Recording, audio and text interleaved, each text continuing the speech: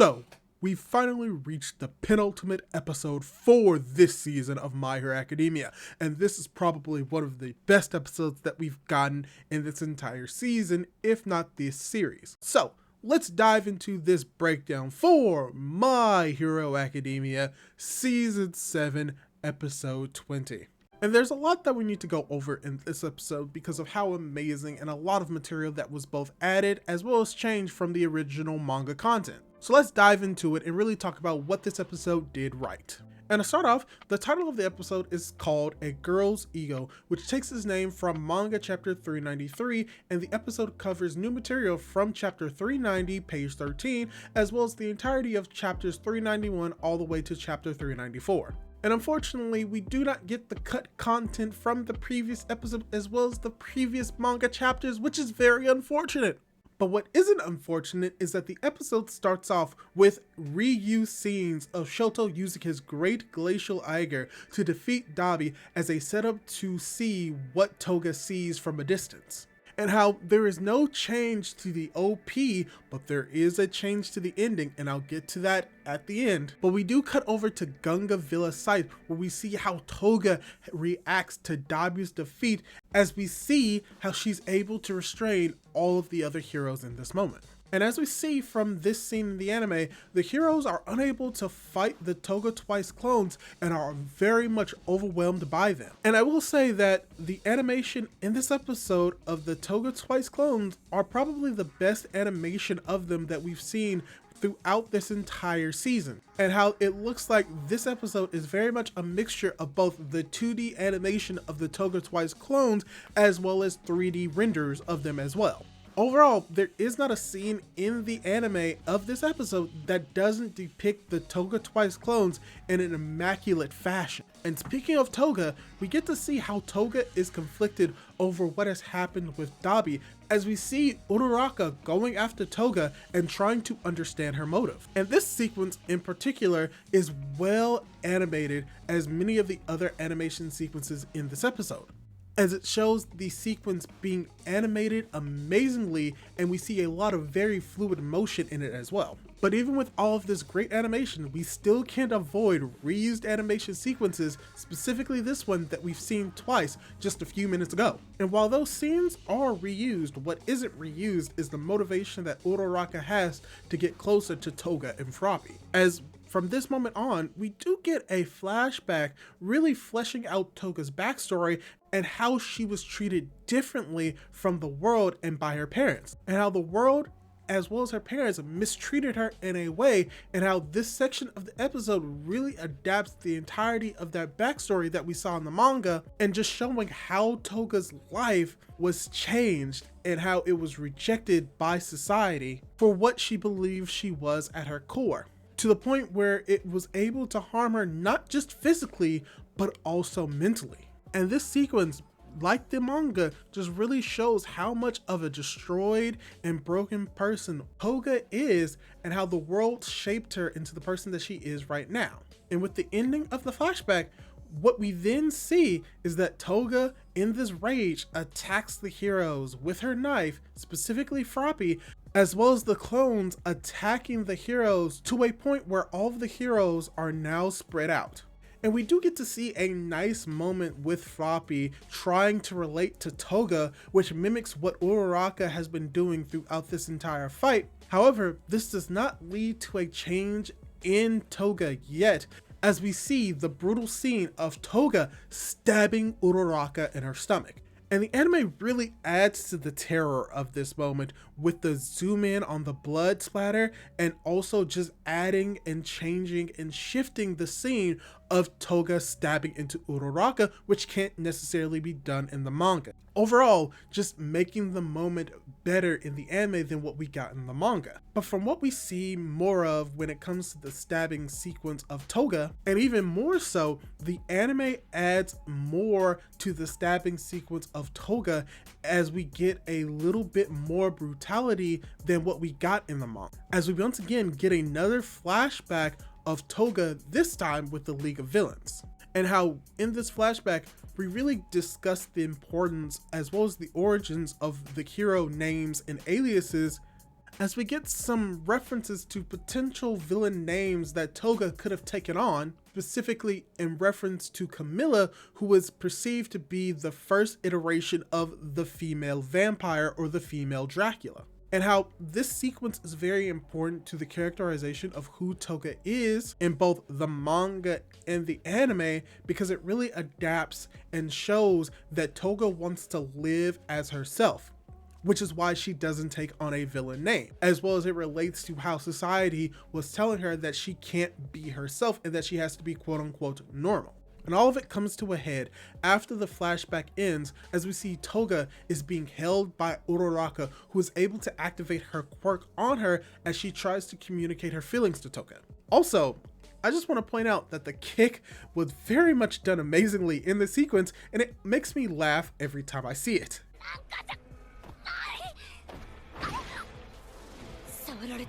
But Uraraka has yet to break through to Toga, as Toga is about to break all of the heroes. And we see that the Toga Twice clones are able to crush the heroes, as we get added perspective of other heroes seeing how massive the Toga Twice army is from a distance and how massive it can be. And I will say that this sequence can be a little disappointing, especially when you compare it to the manga, because in the manga, we get to see a little bit more blood from the heroes in this just crowd of Toga Twice clones, which shows that they are taking damage by the pressure and the size, but we do not get that feeling in the anime, which can be a little bit disappointing. But that disappointment doesn't last long, because we are getting closer to that amazing moment with Uraraka, because Uraraka is causing the Toga clones to float as they are being thrown at her by the original Toga. And we get to see her being able to reuse her Gunhead martial arts in this moment, which allows her to get more of the Toga Twice clones to float. And I will say that a nice scene that the anime was able to adapt from the manga in a more clearer fashion is to show the stress that Uraraka's quirk and her weakness that the quirk has, which is the nausea, which is not necessarily not in the manga, but we get to see it a little bit more clearly and a little bit more prominently in the anime versus what we got in the manga. Just showing how much of a toll the quirk is having on her body right now, as well as the injuries that she sustained, but that this is going to lead to something even greater right now. Because we see that Uraraka still tries to express her feelings towards Toga, and how she is finally able to begin to understand her, and how she expresses how she wants to see people smile, including Toga, as we see the visuals of Uraraka and Toga as kids, as Toga is trying to attack Uraraka, as Uraraka is trying to offer up her arm and her blood to Toga as a way of trying to understand who she is. And it's here that we finally get the moment that we've all been wanting to see if you are a manga reader. We get to see Uraraka's quirk awakening. And I will say that there is a slight difference from how the anime shows Uraraka's quirk awakening and how it's affecting people to float versus what we got in the manga. And how it's very similar to what we got in the manga, but the anime definitely gave the scene a little bit more gravitas and spectacle by having the actual color of the lightning and what we assume to be the byproducts of her quirk awakening, the sort of like bubbles, a pinkish hue, very much akin to how her quirk has been activated throughout the entire series in a pinkish hue. You get the similar animations and paneling from the manga to the anime of the lightning spreading through the Toga Twice clones, but I will say that in the manga, the energy bubbles that we see in the anime that are pink appear to look more like sweat bubbles versus the anime, where it's definitely depicted as just being an energy byproduct of Uraraka's quirk. But overall, the anime outdid the sequence than what we got in the manga, even to the point of just showing how the quirk is even able to affect the things that Uraraka didn't touch, which includes both the heroes as well as the clones that the Toga Twice individuals are making. Just showing how much stronger her quirk has gotten within just a short amount of time. Overall,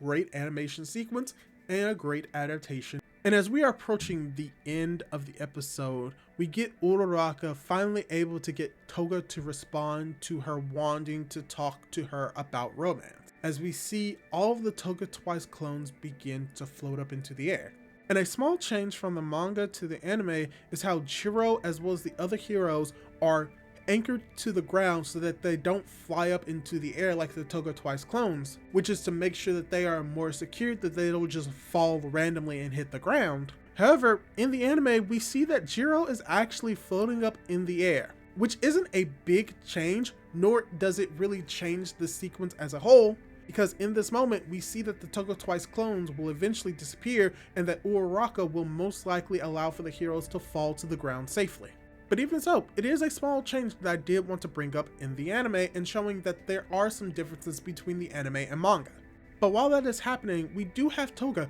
who still tries to fight against Uraraka's advances. Even when she hears Uraraka finally confessing her love for Deku, she attempts to strike Uraraka and fails, which leads her to finally begin to have a conversation about romance with Uraraka. And that a nice addition is seeing that the perspective and representation of Uraraka and Toga having this conversation, of Toga being this monstrous figure attempting to stab Uraraka. We see it from the same perspective as what we saw in the manga, but then we also get to get a close up on Uraraka and Toga's faces, and that this is going to be very important because of the smile that is on Toga's face right now and how it's going to be complemented by Uraraka towards the end of the episode proper. And it's also within this sequence where we finally get the scene that we saw in the anime of Uraraka and Toga spinning and flying through the air in another amazing animation sequence as Uraraka and Toga finally begin to understand each other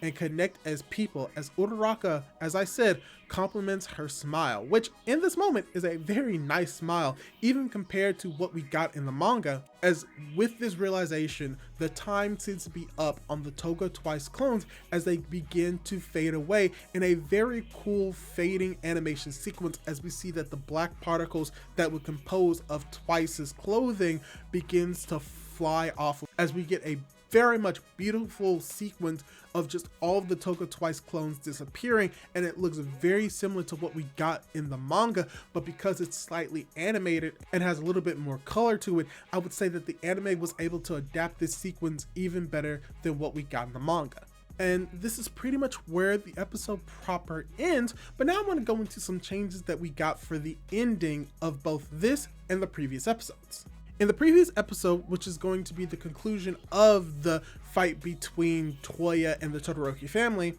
we got a slight change to the ending where we get to see Toya and Shoto back underwater surrounded by moving fish, as we also get to see a transition of them into kids looking up at each other, and how many people perceive that they're actually looking up at the previous counterparts in the previous sequence of the ending where we get to see both of them on the screen. And in the same vein, in this episode, we get to see both Uraraka and Toga about to hold hands in sort of the present time as they transition back into being kids, very much like how we saw in this episode. And how when it comes to both sequences, they can be both symbolic of very different things, but what they may have in similar is that they are related to their relative fights, showing that they are still children, or they still have an innocence or naivete about them, but how that naivete and that innocence was allowing them to connect to their villains in a way that no other character could have done, and really showing that while they are heroes and villains,